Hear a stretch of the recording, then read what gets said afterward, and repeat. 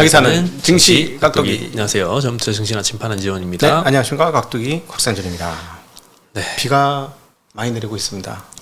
네. 이렇게 비가 왔다가 안 왔다가 하다가 또 날씨가 또 한때는 굉장히 풀렸다가 다시 또 엄청 더웠다가 또 이번 주는 또 비 왔다가 또 그 다음엔 또 다시 이제 좀 괜찮아진다 그러고 말복 끝났는데 왕창 더워버리고 변동이 엄청 심해요. 주식시장하고 비슷합니다. 주식시장 같습니다. 주식시장 아주 미치겠네 진짜. 뭐 이렇게 뭐 추세나 이런 게 없네. 아주 들쭉날쭉 난리도 아닙니다. 요즘 금융시장 이거 어떻게 봐야 될지 참. 네.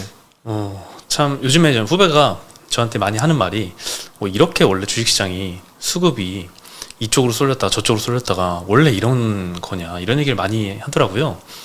저도 이 정도로 좀 수급이 많이 이렇게 일로 쏠렸다 절로 쏠렸다 하는 거는 거의 뭐 처음 보는 것 같은 옛날에 느낌이에요. 그랬어요. 옛날에 2000년도 이전에 개인이 주력인 시장에서는 테마 중심으로 2000년도 이전이면 90년대 말씀하시는 건가요? 네, 그렇죠. 그때는 그랬어요. 그때는 뭐 테마별로 많이 움직이고 또 2000년대 그 코스닥 시장은 또 그랬어요. 2000년대. 예. 네. 원래 뭐 개인의 이 참여 비중이 거래 비중이 굉장히 코스닥 시장은 높긴 한데 요즘엔 좀 더 많이 높아진 것 같아요. 그렇죠. 전체가 70%니까 굉장히 많이 높아진 겁니다. 네. 네. 참 오늘 특히나 HBM 관련주들 반도체 쪽에서 하루 변동성이 엄청 났습니다. 아무래도 뭐 저기 새벽에 끝난 미국 시장에서 엔비디아가 그렇게 파죽으로 올랐으니까 당연히 아침에 좋았겠죠. 네. 근데 생각해 보니까는 맞다. 소금이 더 맞겠네. 간장하고 소금 간장으로 가야 되겠다. HBM 다 필요 없어. 테마주로? 소금 간장 가자. 이렇게 된 거 아닐까요? 일본 그 말씀이신가요? 24일 날 이제 방류하기로 확정을 했죠. 네. 그러니까 이제 아주 소금 간장이 아주 난리가 났습니다. 이거는 굉장히 뜻밖의 일입니다. 소금 간장이 시장을 주도한다. 이건 기록에 남을 만한 일이에요. 오늘 코스피는 0.3% 상승했고요. 코스닥은 0.5% 상승했습니다. 참 시장 지수는 고요합니다. 네, 고요한데 오늘 뭐 한 2차 전지, 전력기기, AI 미용 의료, 뭐 중소형 이제 화장품 ODM 쪽들에서 좀 많이 상승이 좀 나타났고요. 네. 거래 대금이 오랜만에 확인해 봤더니 코스피 코스닥 합쳐서 20조입니다. 얼마 전에 62조 원 우리가 한번 봤잖아요. 네, 그렇죠. 거기에 대비해서는 뭐 3분의 1 토막 났습니다. 평소보다 적지는 않지만 그렇다고 뭐 아주 많은 것도 아니네요. 평소에 10조 대 됐었죠. 10조 대 후반 됐으니까 다 줄었네 다시. 그러니까 순식간이야.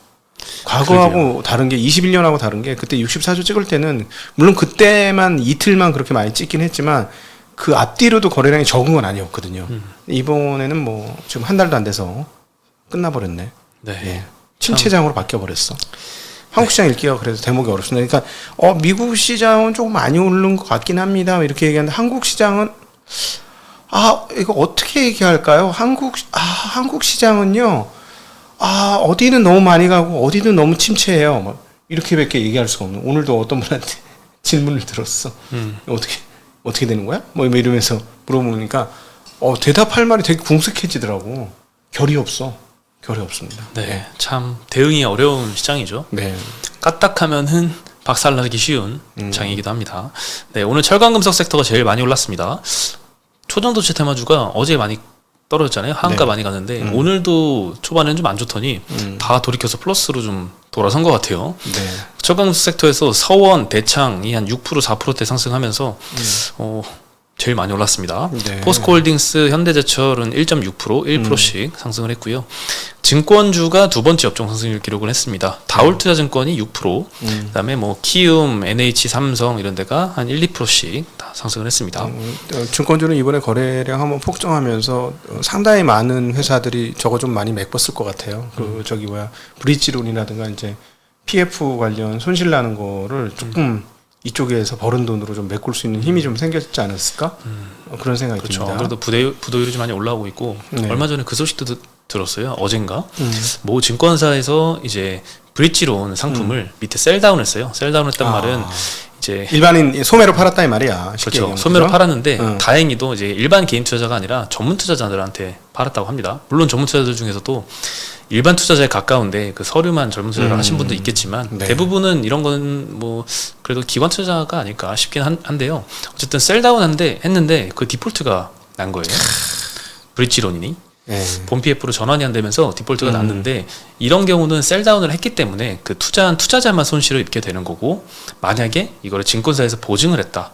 그러면은 증권사가 물어내야 되잖아요. 그렇죠. 이런 물량이 많아지면 증권사의 손실로 커지게 되면서 이제 금융기관의 네. 이제 건전성 부실로 이어질 수가 있는 사례라서 네. 앞으로가 문제예요. 저는 그 사고를 보고서 이번 건은 별 문제 없이 지나갈 것 같은데 또 이런 부도가 사례가 나오고 이번에는 셀다운 건이 아니라 증권사에서 보증한 건에서 문제가 좀 발생한다. 그러면은 이제 좀 PF 부실이 잠깐 우리가 지금 뉴스가 좀 많이 안 나오고 있잖아요, 최근에. 그렇죠. 잠깐 잊고 있는데 어느새 금리는 또 많이 올라왔고, 네. 네, 본 PF 전환 힘들 거고. 다시 또 이슈화가 좀 되지 않을까 이런 불안감도 좀 생기더라고요. 사실 이런 거를 역으로 한번 추적해 보면 어떨까 하는 생각을 해보는데요. 이런 문제들이 발생했을 때 한국은행이 적격 담보를 엄청나게 늘려주면서 새마을금고에 대한 지원을 일종의 한 거나 마찬가지잖아요. 한국은행이 예를 들어 뭐 6개 뭐 공공기관과 공공기업의 채권만 인정을 해준 게 아니라 뭐 예를 들어 12개, 14개 뭐 이런 식으로 늘려줬지 않았습니까? 네. 담보의 범위를. 그러면서 이제 그 갖고 있는 담보를 이제 유동할 수 있는 그걸 구멍을 열어준 건데 오죽했으면 그러면서 한국은행은 이 정도면 최선을 다했다라고 한국은행이 분명히 얘기했거든요. 그러면은 오죽했으면 이런 안이 나왔을까라고 생각해 보면 그런 안이 나오게 만든 영역 쪽에서 문제가 일어날 가능성은 상당히 크다. 라고 역으로 해석할 수 있지 않을까요? 그럴 수도 있을 것 같아요. 네, 새마을금고에서 여전히 시한폭탄이 도사리고 있다. 저는 증권사도 시한폭탄이 도사리고 있다고 생각하는데 증권사는 이번 62조 거래 대금 뭐 이런 거 터지면서 다른 쪽으로 돈을 버는 구멍이 좀 생겨가지고 계속 이런 식으로 가면은 좀 맞겠구나. 이쪽 번 돈으로 이쪽 깨지는 걸 막을 수 있겠구나라는 생각은 좀 들어요. 새마을금고는 좀 그렇지 않죠. 상황이 좀 다릅니다. 네. 증권업 쪽은 또 컨센서스도 상향이 되고 있어요, 요즘에. 네. 네, 상향되는 데가 좀 많진 않은데. 네. 그리고 전기전자 섹터가 세 번째로 많이 올랐고요. 여기는 뭐 효성중공업, 현대일렉트릭 이런 변압 기주들, 네. 전력기계 섹터가 오늘도 강했습니다. 한 6%대, 3%대씩 상승을 했고요. 포스코퓨처엠, SKIET, LG엔솔 이런 전기차 업종도 2%대 상승을 했습니다. 비금속 광물이 제일 많이 떨어졌습니다. 유니온 머티리얼, 뭐 조선대와 뭐 이런 데가 7, 8%씩 하락했고 성신양의 아세아시멘트 같은 시멘트 업체도 최근에 잠깐 이제 시멘트 가격 인상한다고 했을 때 좀 잠깐 반짝 올라갔다가 최근엔 또 다시 하락을 하고 있습니다. 네. 아무래도 뭐 건설 경기 따라가는 게 아닌가 이런 생각도 좀 듭니다. 운수창고 업종 여기는 HMM이 4%대 하락을 했는데요. 어제 예비 입찰 마감을 했잖아요. 공개 안 할 줄 알았는데 참여한 업체들이 공개가 됐더라고요. 뭐 4개에서 하면서 동원, 할인 뭐 이런 회사가 이름이 나왔죠. 어제 말씀드렸던 것 중에 SM그룹 빼고 뭐 하림이나 동원 이런 데가 참여를 했는데 역시나 이제 대기업들은 참여를 안 해서 현금성 자산이 충분할까? 뭐 재무적 투자자랑 같이 껴 들어온다고 하는데 어쩌면 네. 이게 인수가 제대로 안 될 수도 있지 않을까 이런 우려도 조금 키운 영향을 받고 있습니다. 네. 티웨이, 에어부산, 아시아나도 1, 2% 정도씩 오늘은 조정을 받았고요. 보험 섹터가 오늘 뭐 한화생명, DB손보, 미래에셋, 생명, 현대해상 다 1, 2%, 2, 3%씩 다 조정을 좀 받았습니다. 네. 보통 금리가 오르면 보험주들 좀 오르는 모습 보였는데 그렇죠. 요즘엔 딱히 그렇진 않네요. 네, 한국 금리도 미국 금리가 올라가면서 같이 올라가는 추세였어요. 예, 네. 한국 10년물이 거의 4% 지금 찍을랑말랑합니다. 3.97% 정도.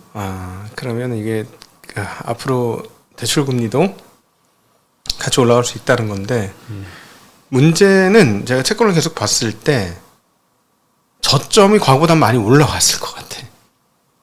저점. 미국 10년물이 앞으로 3.8 이하에서 거래될까?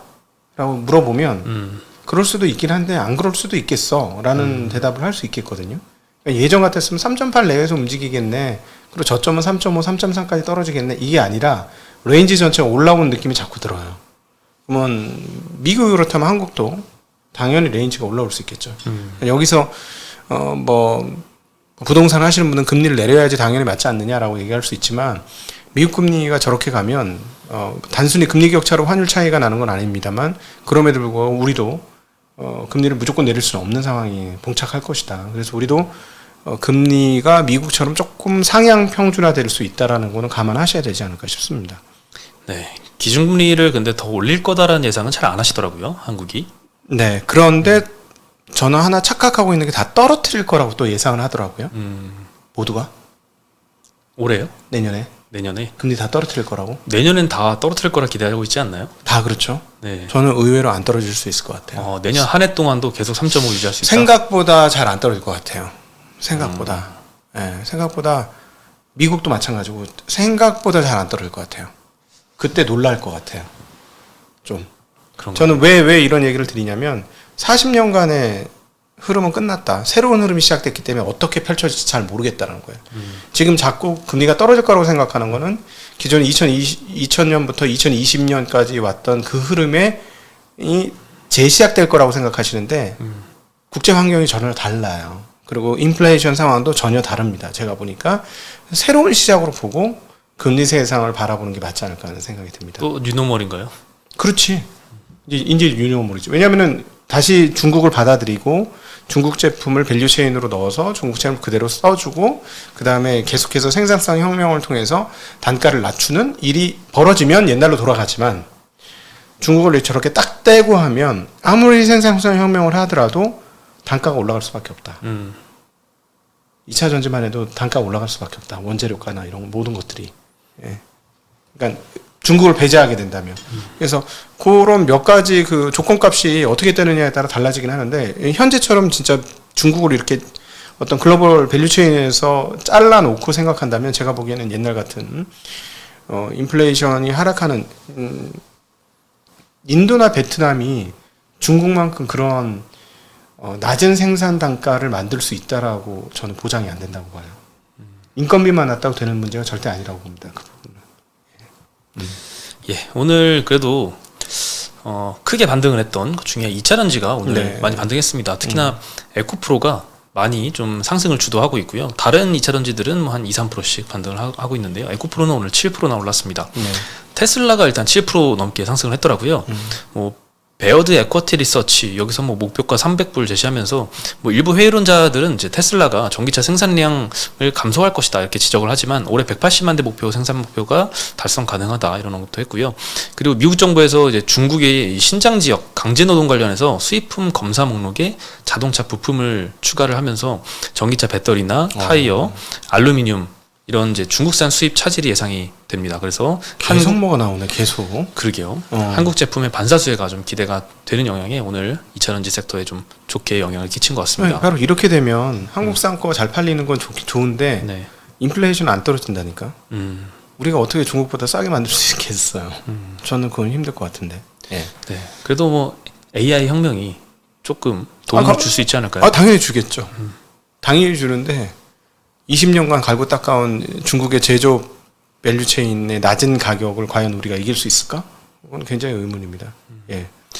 네. 그리고 올해 참 수급 쏠림이 극대화된 시장인 것 같습니다. 그래서 오늘 HBM도 그런 영향을 조금 받아서 이렇게 하루 변동성이 커진 게 아닌가 이런 생각도 좀 드는데요. 네. 메리츠에서 이거는 7월 달에 나왔던 리포트인데 대중의 쏠림 현상을 거래대금 비중의 관점에서 좀 분석을 해서 소개를 해드리면요. 일단 거래대금이 특정 업종에 얼마나 쏠렸을 때 고점을 확인했느냐를 파악을 했었습니다. 이제 과거 테마주 추이를 보면은 전체 거래대금의 한 20% 정도가 특정 테마에 쏠렸을 때 과열이 발생했다. 네. 그리고 30-40% 정도까지 올라가면 그때가 주가로는 정점을 기록을 했고 30-40% 기록했다라는 의미는 전체 투자자가 10명이라면 한 3-4명은 그 종목 샀다라는 거죠. 네. 2004년에서 2007년도에는 조선주가 시장 상승을 완전 주도했습니다. 네. 그때 당시에 조선주들의 이제 주가 고점은 거래대금 한 20% 비중 그때 형성이 됐고요. 14년도에서 2017년까지 그때는 뭐 셀트리온 같은 바이오 업종들이 주도를 했었는데 그때는 30에서 30% 정도 그 거래대금 수준에서 고점을 형성을 했습니다. 네. 그리고 21년도, 22년도 코로나 직후에 이 언택트 테마, 이 네이버, 카카오가 굉장히 많이 급등을 했잖아요. 그때는 거래대금 약 30% 수준에서 고점을 형성을 했는데 최근에는 조금 더 그 수준을 넘어서는 것들이 나오고 있어요. 2차전지 같은 경우에는 7월 26일 날 그때 장중 변동성이 막 플러스 20%대 갔다가 막 마이너스 10몇 %대 갔다가 이랬었잖아요. 그때는 47%를 기록을 했었습니다. 47%라는 말은 그날은 절반 2명 중에 1명은 이체전지 샀다 이 말이죠. 거래 대금의 절반이 그쪽으로 쏠렸다는 얘기죠. 네, 참 어마어마한 거래 대금이 한쪽으로 이렇게 쏠리는 현상들이 요즘에 이렇게 여러 테마에서 나타나는 것 같습니다. 그 메리츠에서 결국은 이제 메리츠 의견은 이렇게 수급이 좀 쏠리는 상황에서는 잠깐 한 템포 쉬는 게 맞다. 네. 이런 의견을 좀 제시를 하고 있습니다. 네, 잠깐 한 템포 쉬는 게 맞다는 의견은 이게 무조건 고점이고 이제 떨어진다라는 뭐 의미는 아니고 뭐 펀더멘털이 뭐 계속 좋아지면 올라갈 수는 있겠지만 잠시 뭐 쉬어갈 수는 있다 이런 의미로 좀 받아들이시면 좋을 것 어떤 같습니다. 식으로는 단기 과열이라는 거죠. 네. 그렇죠. 네. 네. 그리고 이제 수급 쏠림 현상이 일어나는 것도 솔직히 이해는 됩니다. 왜냐하면 7월 말 기준으로 보면은 코스피 200, 코스닥 150 종목 중에 최근 1년간 표준 편차 상위 20개 종목들의 평균 수익률이 302%입니다. 표준 편차 하위 20개 기업들의 평균 수익률이 마이너스 12%예요. 표준 편차라고 하면은 변동성을 나타내잖아요. 변동성이 큰 종목에 투자하면 수익률이 좋았다는 거예요. 네. 변동성이 별로 이렇게 없는 시장에서 좀 소외된 종목들은 뭐 꾸준히 상승하는 것도 아니고 수익률이 안 좋았다는 거죠. 네. 그러니까 이렇게 하루에 변동성이 큰 이런 종목들에 막 불나방처럼 달려드는 현상도 솔직히 이해는 가죠. 네. 네. 그래서 그런 업종들이 좀 최근에 좀 많이 나타나고 있고 미국 시장에서도 좀 쏠림이 굉장히 크게 나타나고 있는 것 중에 하나가 저도 이게 어저께 PSR 기준으로 엔비디아가 40배 갔다는 거 보고 굉장히 좀 놀랐는데 PER이 아니라 PSR이면 매출액 대비해서 매출액의 40배의 시가총액을 받고 있다는 거잖아요. 마이크로소프트는 13배, 애플은 8배, 구글은 한 5배, 아마존은 2.5배 정도 받고 있는데 엔비디아 40배. 물론 엔비디아 성장이 시장 기대치보다 계속 앞서고 있는 건 이해되지만 이거는 좀 쏠림 영향도 굉장히 큰 게 아닌가라는 생각도 좀 들고 있습니다. 뭐 한국뿐만 아니라 뭐 글로벌리 이렇게 쏠림 현상들이 좀 올해는 많이 나오고 있습니다. 뭐 지금 아니더라도 한 몇 달 전에 이제 자료들만 봐도 이미 이제 상위 많이 오른 종목들 위에서 한 10개 빼면은 지수가 엄청나게 낮아지잖아요. 그렇죠. 특정 쏠림은 올해 초부터 계속된 현상이었던 것 같은데 아직까지 계속되고 있는 것 같습니다. 이건 뭐 세계 공통이고 인간 본성의 문제인데 제프 베조스가 안 그래도 오늘 우연히 이 글을 읽었는데 이 글이 생각나네요. 제프 베조스가 워렌 버핏을 만났어요. 그래서 워렌 버핏을 만나서 이렇게 물어봤어요. 그 당신의 투자처럼 굉장히 심플하죠. 참고로 제프 베조스는 투자은행 출신입니다. 예, 투자은행 출신이기 때문에 뭐 이렇게 얘기할 수 있었다고 봐요. 그런데 왜 사람들은 당신이 하는 것을 그대로 따라하지 않을까요? 라고 버핏에게 물어봤더니 버핏이 이렇게 대답했습니다. 아무도 천천히 부자가 되고 싶지 않으니까요. 이렇게 얘기했습니다.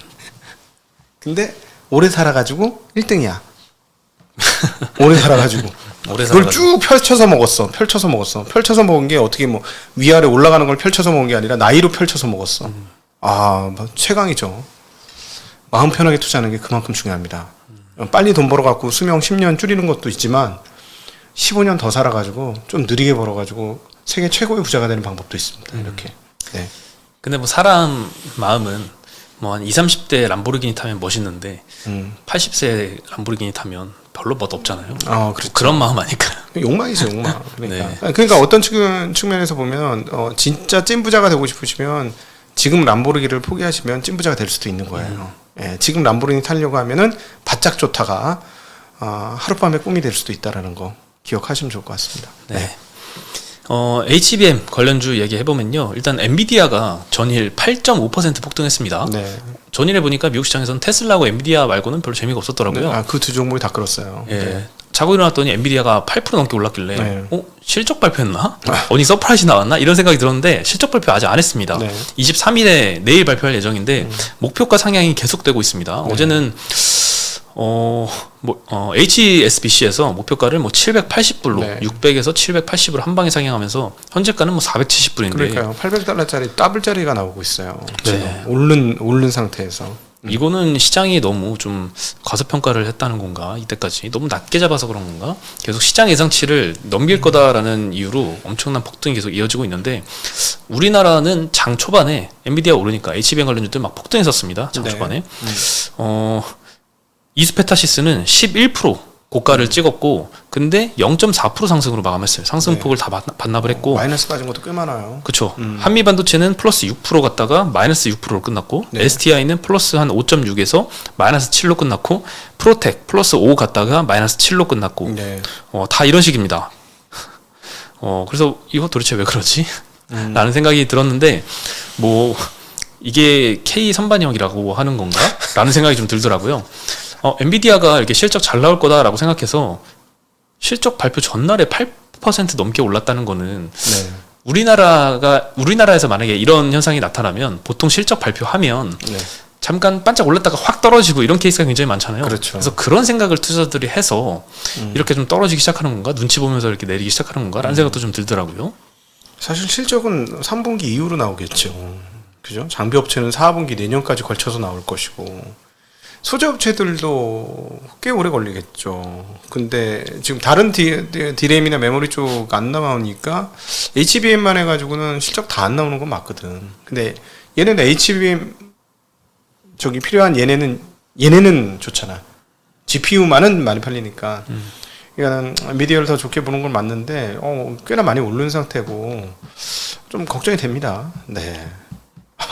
역시나 이제 엔비디아 테마주는 그냥 엔비디아다 라는 얘기가 맞는 것 같습니다. 그렇죠. 네. 뭐 좋긴 좋아요. 지금 뭐 중국에서도 그 H800이 거의 2배 가격에 팔리고 있다니까. 네. 근데 참 엔비디아는 목표가를 정말 놀라운 것 같아요. 14일 날 모건 스탠리가 뭐 UBS도 그렇고 일제히 막 500불 정도 수준으로 목표가를 올렸다라고 말씀드렸었는데 이번엔 또 HSBC가 780불로 훨씬 높게 전망을 또 했고 그리고 HSBC 내용을 보면은 AI 서버 추정치를 23년도에 16만 2,500개에서 추정치를 20만 개로 상향을 시켰고 24년도에는 22만 개 추정하다가 40만 개로 상향을 했습니다. 근데 이 중에 한 90%는 엔비디아의 시장 점유율이다라고 지금 예상을 하고 있으니까 24년도까지 AI 서버 투자는 시장에서 예상하는 것보다 훨씬 더 넘어설 것이다. 이렇게 계속 좋게 보고 있고요. 최근에 이제 미국이 중국향 이 AI 반도체 수출을 계속 통제하고 있잖아요.